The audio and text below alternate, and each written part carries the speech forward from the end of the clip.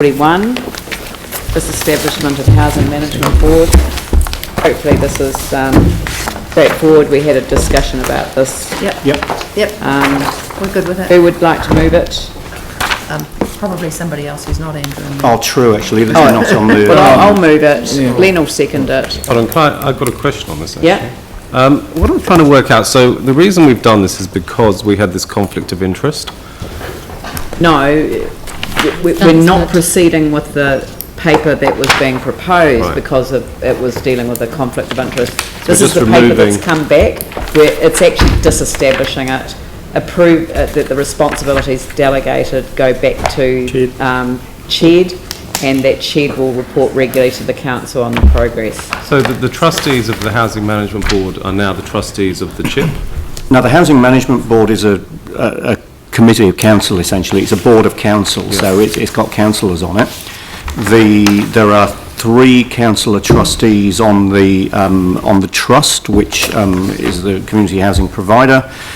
The terms of reference of the Housing Management Board have largely been met. There are only a very small number of possible transactional issues that might come up, but most of the terms of reference in terms of oversight of the setup of the CHIP and the trust and so on have all been fulfilled. So the trust deed is signed, the trust's in place, the councillor trustees and independent trustees are in place, and it's making its own decisions around the establishment of the community housing provider. So all of the nuts and bolts that need to be in place for that. Who appointed the trustees, Andrew, just out of interest? The trustees who are appointed to the Church Trust are Paul Lonsdale, Vicky Buck and myself. Who appointed them, I asked? Who appointed them, the Housing Management Board. Aren't those councillors on the Housing Management Board? That's one of the reasons why this issue came to the fore in the beginning. You remember the original proposal to have different or more councillors on the Housing Management Board? But how does that address that then led issue? to a discussion at the last meeting that the Housing Management Board be disestablished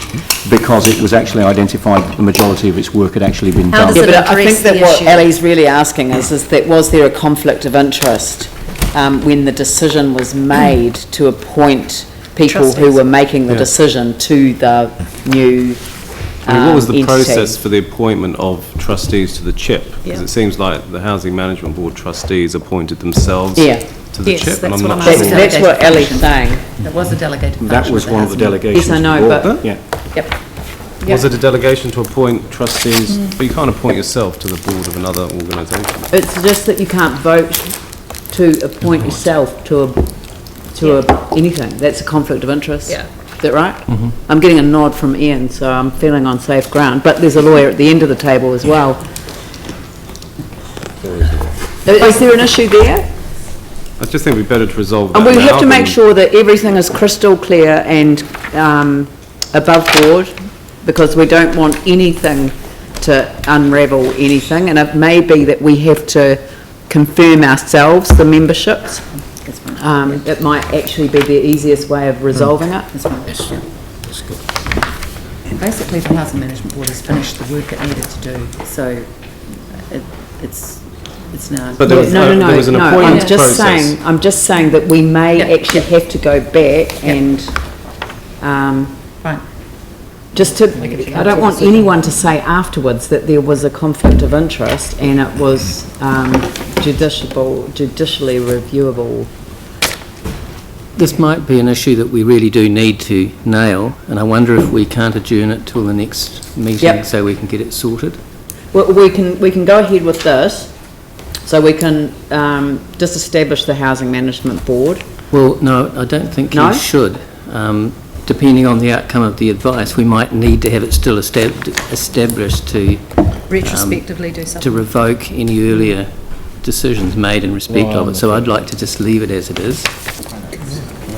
Adjourn it to the next. But if the decision was, I guess it would be ultra vires if it was made by people who were conflicted. Is that right? Or what would it be? We'd leave ourselves open for judicial review. Okay, brilliant. All right, I will take your advice.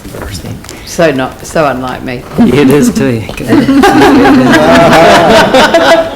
Okay, so we'll let this one lie on the table. Thanks very much. And